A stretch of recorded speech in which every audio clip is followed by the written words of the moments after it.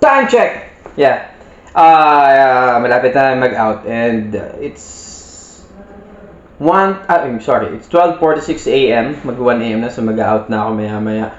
And medyo excited tayo para actually hindi siya bukas pagsikat ng araw. Tropang tapat nyo, magre-recording! At pasok mga kapuso, ayun. Nakita niyo naman, so ibang lugar yung pinuntahan ko ngayon. Kasi nga, hinahanap ko yung recording studio. Yun yung pupuntahan ko. Kasi gusto kong i-record yung kantang ginawa ko na plano ko pa din naman siyang i-improve. Pero ang hirap maghanap kay kuya, nako.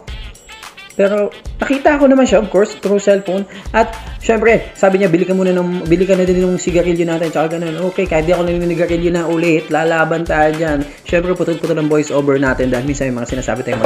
Shukran! Salamat! At ayun lang naman ang gusto kong iparinig sa inyo. Marunong sila magsalamat. Yeah! Muntik na nga siya magkamali sa sukli. Pasalamat siya. Nisa ako kabilang. Eto na yung studio. Syempre. And of course, bago tayo mag-start, may konting advice si Kuya sa akin kasi pinilay ko na yung kanta. Ito yung sinabi ko. Pag sa kanta, mag-gumagawa ka na ng kanta, lalo po mga milo na kanta. Kailangan mo na mag-bridge. Hindi pa rin. So, magkikakita ko ngayon ng... Hindi, bilang mo na natin. Bilang mo na natin.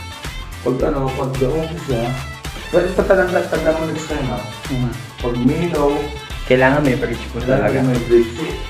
Papriyas yan, di ba? Hanggang ka-intro.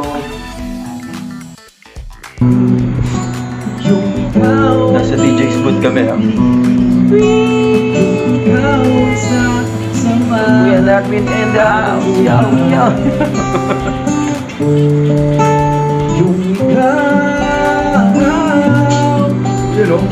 Ano yun? Bumasa.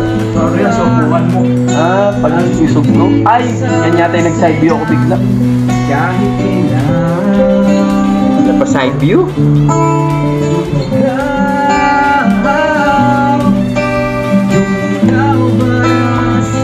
Dapat pala tumayo na lang ako.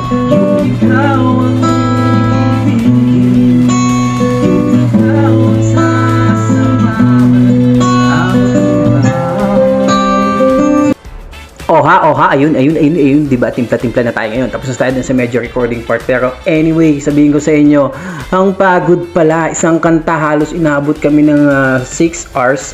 Na which is, sobra pa sana. Kasi sinabi ko ay kuya, ang sakit na ng kamay ko. Tsaka, alam niyo yung boses mo na overused na. Wala na nga sa tono, lalo pang nawala sa tono. But anyway, tinakaya lang namin. Dapat kasi may second session pa to ngayon. Kaso parang sabi ko, titignan ko yung schedule ko.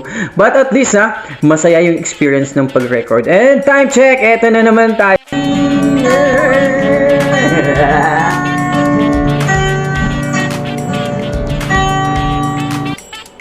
Imagine dumating ako dyan ng 3 a.m.